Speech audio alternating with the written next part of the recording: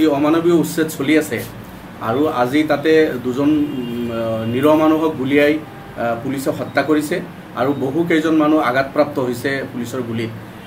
একফালেদি অমানৱীয় উচ্ছেদ, আনফালেদি গুলিয়াই হত্যা কৰা এই কাণ্ডক আমি গৰিহণা দিছোঁ, তীব্ৰ ভাষাৰে নিন্দা কৰিছোঁ। এই অত্যাচাৰ জুলুম এইবিলাক বন্ধ কৰিব লাগে। মুখ্যমন্ত্ৰীৰ প্ৰতি আহ্বান থাকিল, জুলুম অত্যাচাৰ এটা সীমা হ'ব লাগে।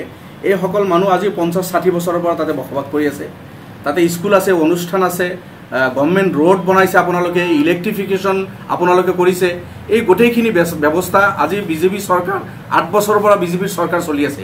ইয়াৰ আগত কংগ্ৰেছৰ চৰকাৰ আছিল।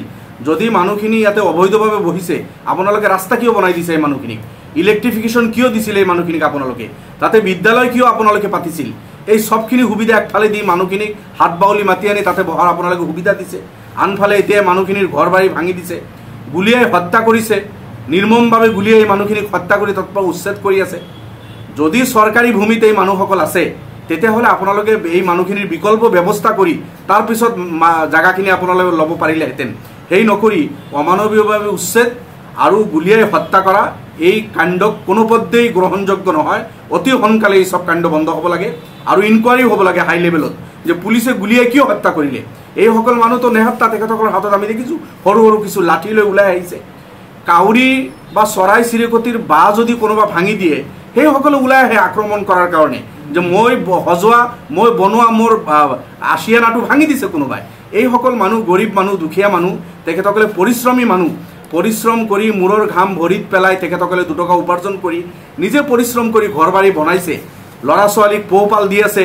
আপোনালোকে ৰাতাৰাতিৰ ভিতৰত গৈ সেইসকলৰ ঘৰ বাৰী ভাঙি দিব। গতিকে চৰাই চিৰিকটি জীৱ জন্তুৱে যদি তেখেতসকলৰ ঘৰ ভাঙি দিয়া হয়, আক্ৰমণ কৰিবলৈ আহে, আৰু এইসকলতো মানুহ, গতিকে তেখেতসকলে হিতাহিত জ্ঞান শূন্য হোৱাটো স্বাভাৱিক কথা।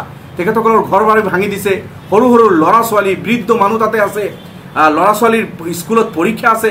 এই সব যেতিয়া আপোনালোকে এই সবৰ ওপৰত যেতিয়া আপোনালোকে হামলা কৰিছে, মানুহখিনি লাঠি লৈ সৰু সৰু লাঠি হাতত আমি দেখিছোঁ ওলাই আহিছে।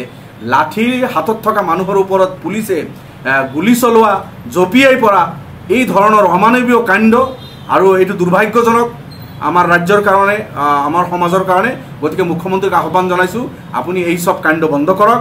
এই মানুহখিনিক, আপোনাৰ যদি সেই মাটিৰ খুব প্ৰয়োজন, যদি তাত আপুনি কিবা অনুষ্ঠান প্ৰতিষ্ঠান বনাব বিচাৰিছে, আৰু কিবা যদি আপোনাৰ ইচ্ছা আছে তাতে বনোৱাৰ, এই মানুহখিনিক বিকল্প ব্যৱস্থা দিয়ক। আপুনি বিকল্প ব্যৱস্থা কৰি তাৰপিছত আপুনি যদি উচ্ছেদ কৰাৰ আপোনাৰ মন থাকে, তেতিয়া আপুনি কৰিব পাৰে।